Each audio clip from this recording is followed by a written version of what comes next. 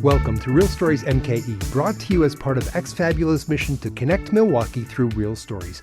I'm Joel Dresang. And I'm Kim Shine. X-Fabula believes everyone has personal stories worth sharing, and they run community workshops to build storytelling skills and confidence. X-Fabula also hosts slams where folks tell their truest stories on stage. Now, in this episode, we are sharing 5 of those memorable tales. And our theme in this episode is technology. Technology is usually meant to help us, to make life easier or fuller. Often it does, eventually. Sometimes it takes getting used to, and sometimes technology fails us, even if it's our own fault. I like that eventually. Yeah. So my phone just got its operating system updated. Yeah. And I hate that. Really? I'm glad I realize the purpose of that, but I keep getting these reminders of, oh, look what your phone can do now. And I don't need that. I'm not an early adapter. I'm not a Luddite, but I don't like to have technology foisted on me. I'd rather discover, hey, I'd like to do this myself. I'm kind of similar because honestly, my phone's been trying to update for maybe 2 or 3 updates now. Okay.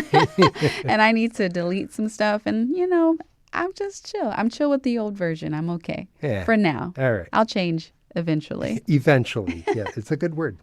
Our first technology story deals with the challenge of adapting to technology. Sarah Beth Nelson shared this story at a 2025 Story Slam at Milwaukee's Next Act Theater. Here's Sarah Beth.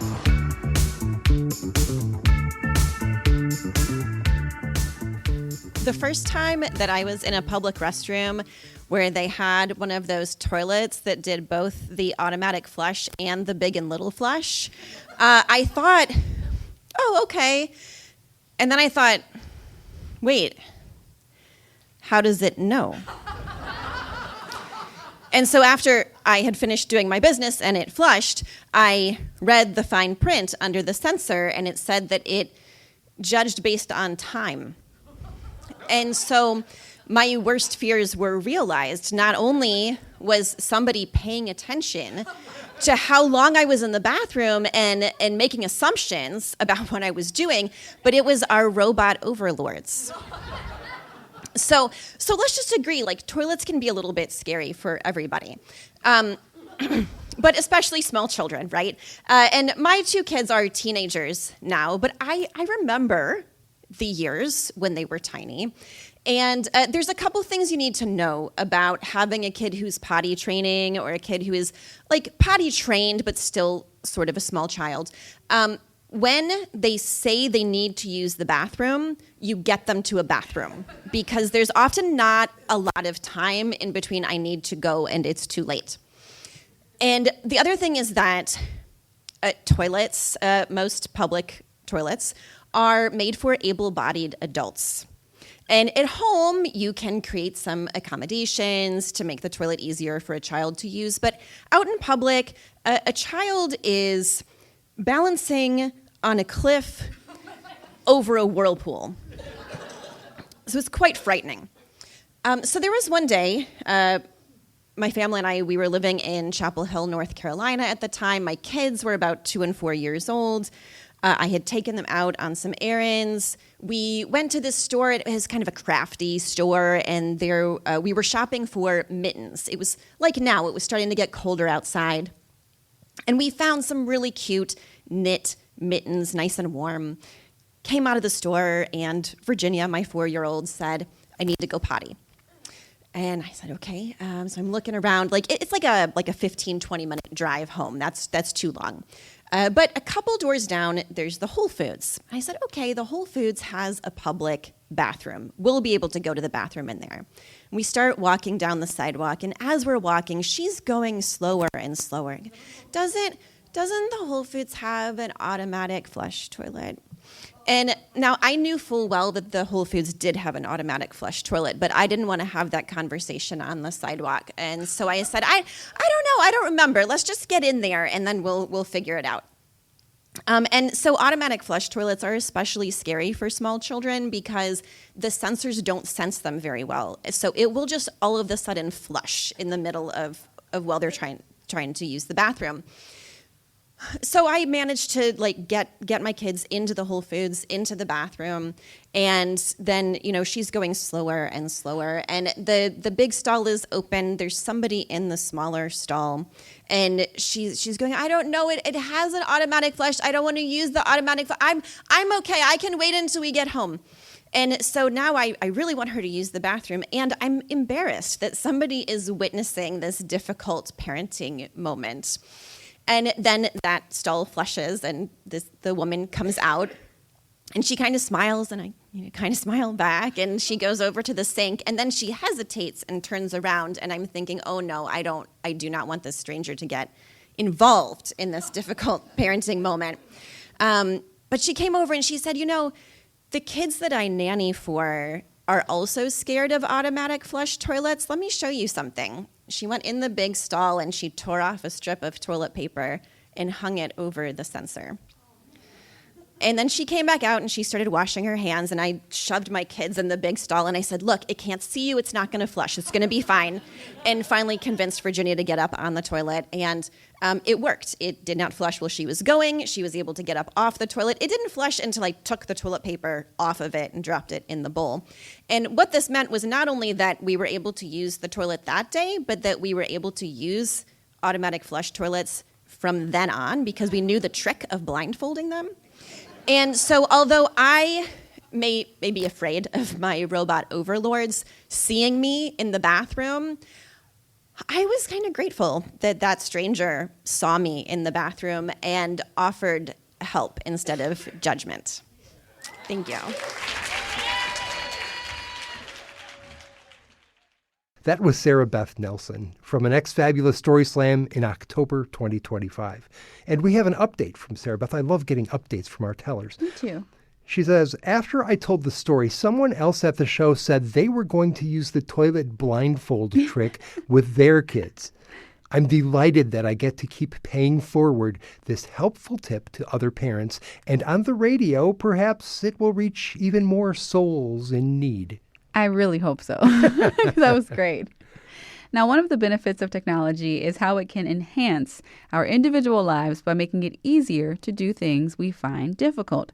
In 2019, the Wisconsin Board for People with Developmental Disabilities, they put on a self-determination conference, and Exfabula provided a story slam for the occasion. Our next two stories are from people at that conference who shared how tech helps them. First, we'll hear from Savannah Blokel.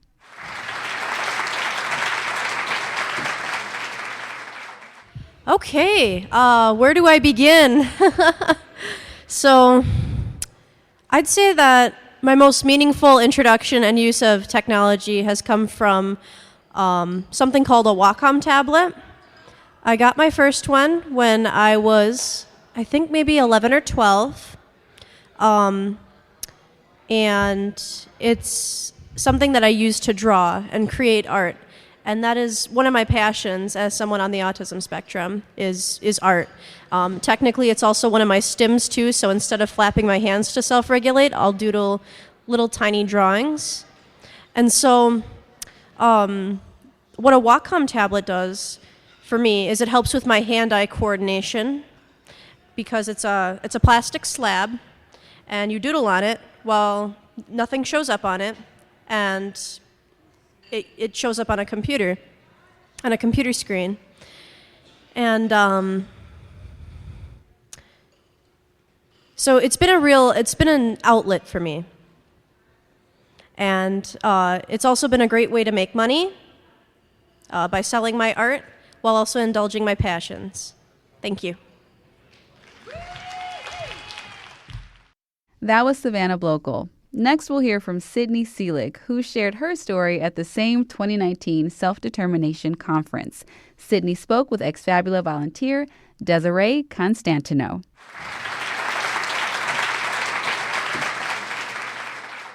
So, Cindy, how you feeling? Happy and a little nervous. A little nervous? Well, that's okay. It's your first time, but it's a lot of people's first time tonight, right? Mm-hmm. You're among good company. Yeah. So, Sydney, how do you use technology? I use my phone to talk to text, and I use my phone to feed my dog. How do you use it to feed your dog? Alarm goes off. Yeah, and how do you set that? It kind of dings. I feed my dog around 5 o'clock, so I use that kind of timer on my phone. You set the timer. What about when your friends Alarm. pick you up? I track them, and I call them, and sometimes I text them. Okay, sometimes you text them, and then do you use the alarm? You talk to the alarm? Yes, I do, and I set an alarm for 3 o'clock till that way when I have to leave work. Oh, really? So that lets you know when you're going to leave work? Yep. Yeah, and do you use Siri? Do you use the voice command? Yes, I do. And has that helped you to be more independent? Yep, it helps me a lot. Yeah, and how do you feel when you do that? Very independent and wonderful, and I get up on time to go to work, too. Yeah, does that give you more, then you're not feeling rushed, right? Yep. Yeah, and you feel a little bit more like you're doing things on your own.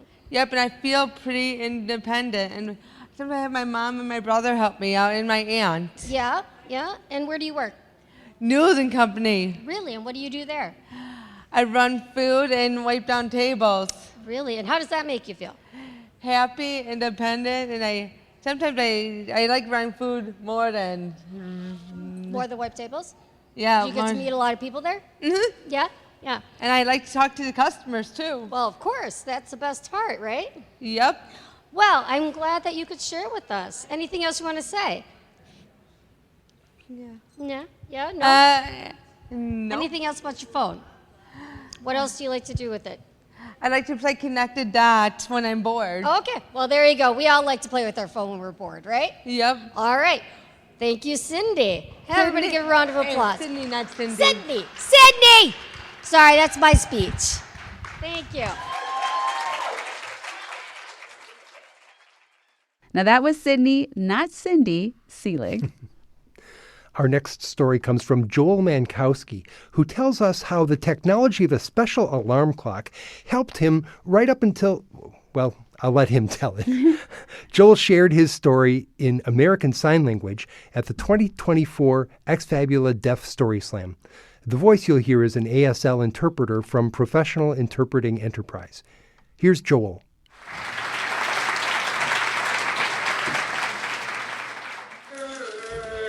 Hello, everyone.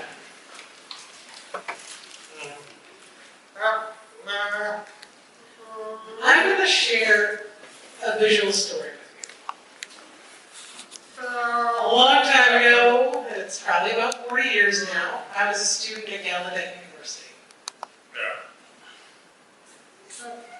I had a light alarm to help me get up.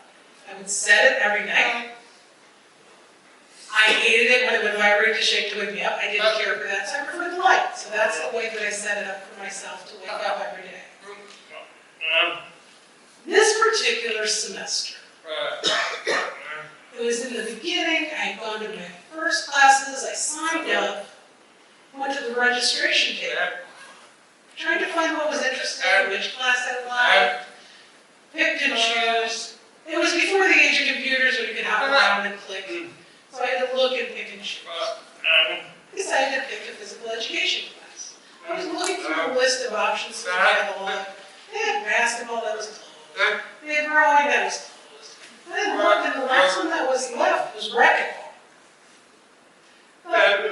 It's 8 in the morning. I am not a morning person. So I thought, okay, big positive, I can get myself through it. I signed up. So, the following week was the first day of class. It was located in the field house, all the way down in the basement, and that's where they had the racquetball courts. I dragged myself there. I heard rumors about the teacher.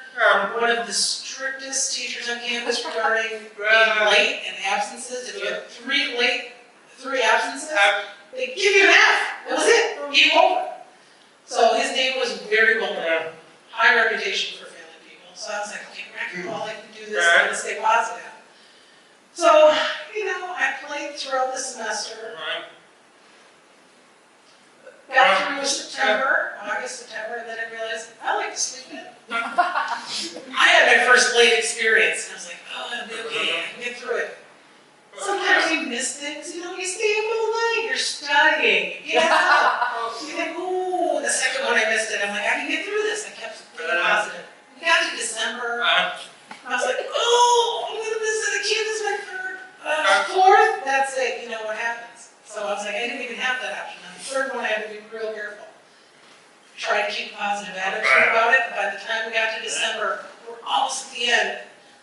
finish line. The night before class, I was sure I'm not going to miss it. I set my alarm for 7 o'clock a.m. Dialed it in. I've been setting that for 7 a.m. the whole semester and haven't had a problem thus far. Everything was great. I knew I trusted it. It's going to get me through. We're going to finish strong. I went to bed, slept, had a great night's sleep, got up, looked over. It was 7:55.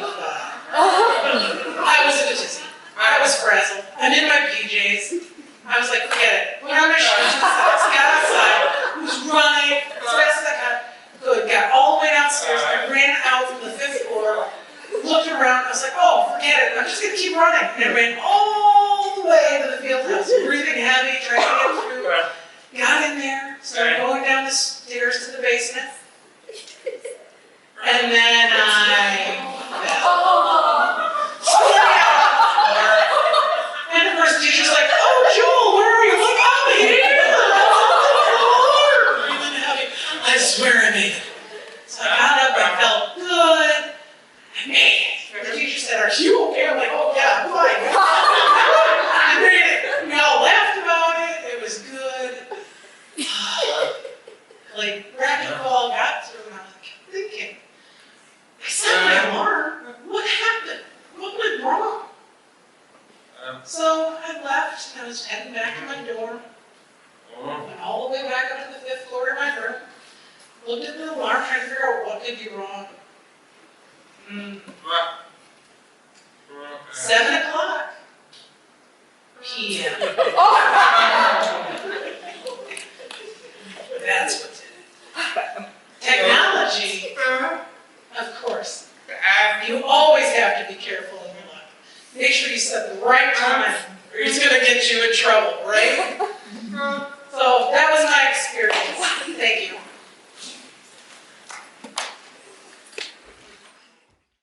That was Joel Mankowski from the 2024 Deaf Story Slam. The reason you heard no applause after the story was because everyone used sign language, jazz hands, to show their approval. You can see Joel tell his story in American Sign Language on the Exfabula YouTube channel. And we also have an update from Joel. Joel told us that currently he's teaching American Sign Language at the University of Wisconsin-Whitewater. He lives in Greenfield, Wisconsin, with his border collie named Quinn. How cute. Hey, Joel. What? Would you like to do some Ultra Shorts? Ultra Shorts, yes. So Ultra Shorts, for those who don't know, is if you go to a slam and you don't want to get on stage, you can write a very short story related to the theme and give it to the host, and they'll tell it on stage. I've got one. Mm-hmm. It's an Ultra Short from Carrie. Sometimes my phone has a mind of its own and starts playing music. For some reason, it's usually Christmas music. Kind of creepy, but kind of cool. This one's from Anonymous. I finally got an iPhone today. I dropped it in the toilet. I was scared, but happy it didn't crash. Much to my pleasant surprise, my iPhone is waterproof. You know, Kim, I actually looked that up, and Apple makes no claim that its phones are waterproof. So I would be careful about dropping your phone in a toilet. Yeah, I wouldn't do it again.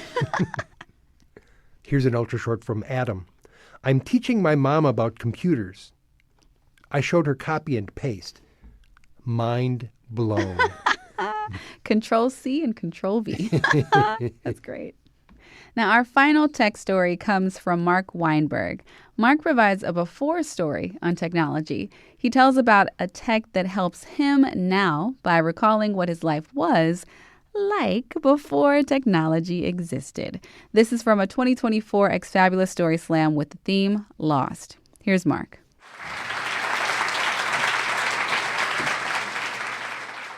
So, for 8.5 years, I've been sleeping in the same room, on the same side of the same bed, next to the same woman, my wife, Jenny.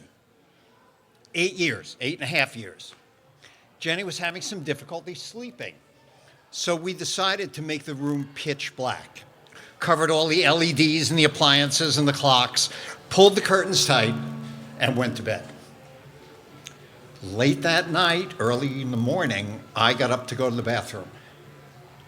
I've been sleeping there for 8.5 years. I didn't know where I was. I couldn't find my way out of the room.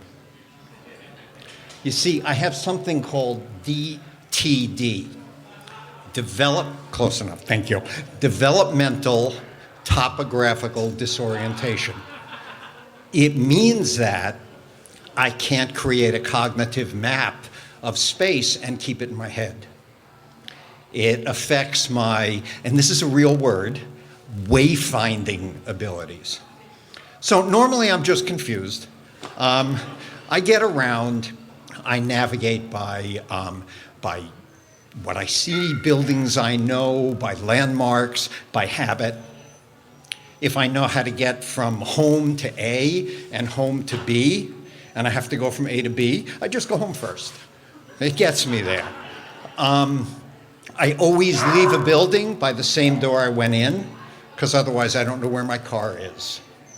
I have air tags in my motorcycle bags, so I don't get lost. But every once in a while, it hits me. I'll be driving home.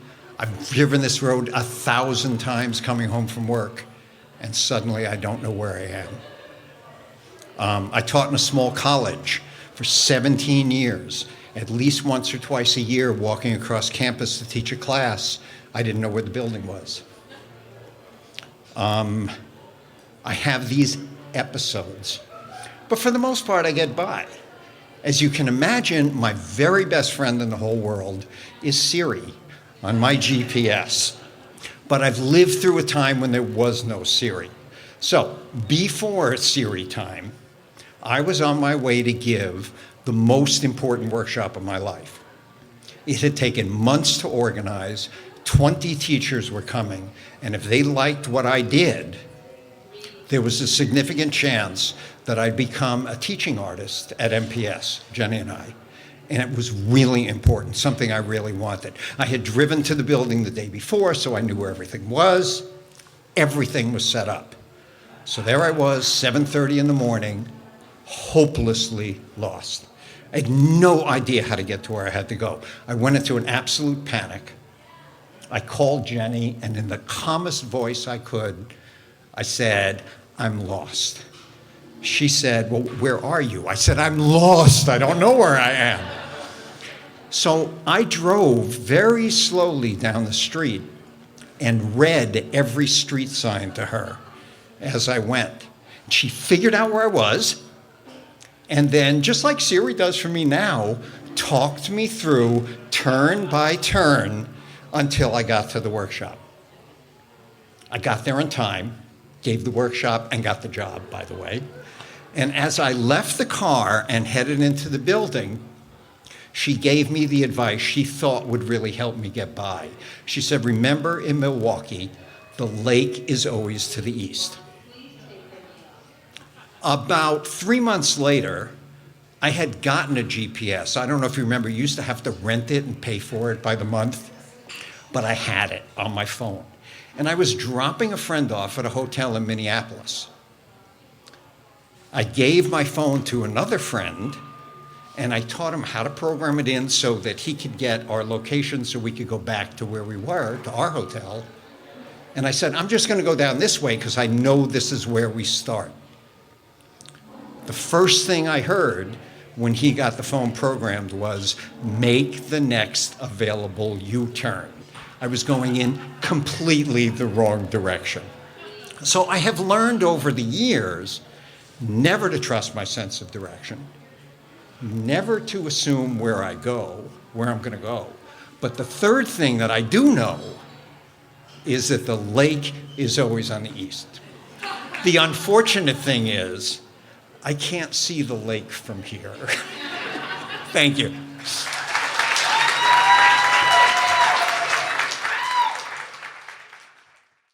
That was Mark Weinberg, and we also have an update from him, too. Love those updates. Yes, Mark says, "Somehow I forget to mention that Jenny, his wife, talked me through the streets of Milwaukee just after I had woken her from a sound sleep in a cabin in the mountains in Northern California at 5:30 a.m.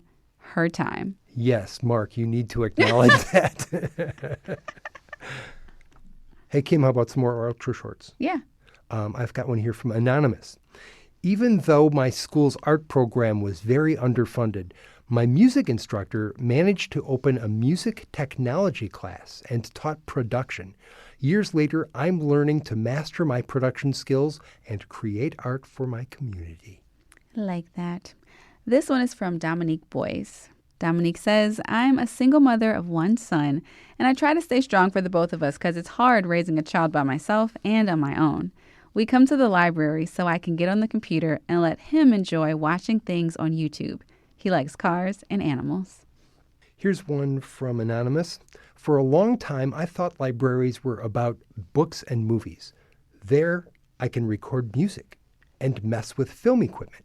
I can use technology I wouldn't be able to use otherwise.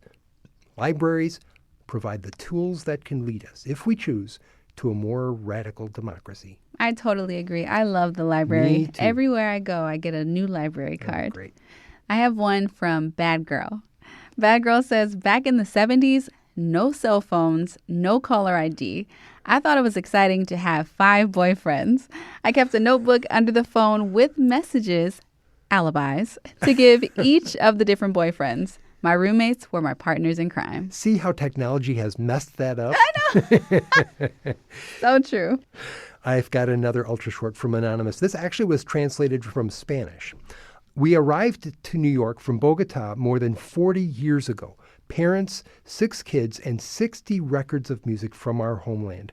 4 decades later, 3 generations, all with electronic devices in our pockets, still get together to listen to our music on those records.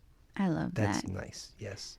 Well, Kim, that's all the time we have for this episode of Real Stories man. MKE, but don't worry, we have more episodes in the hopper. Exfabula has been around since 2009, and there are plenty more audio stories available at exfabula.org/radio. That is right. And you can find so much more on the Exfabula website. They've got upcoming events, and you guys got to check all that stuff out. And maybe we'll see you at one that's coming up.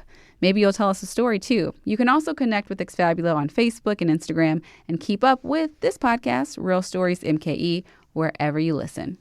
Thanks to all the funders of the Deaf Stories Project and the Equal Access Project, including the Bader Philanthropies and the WISPACT Foundation.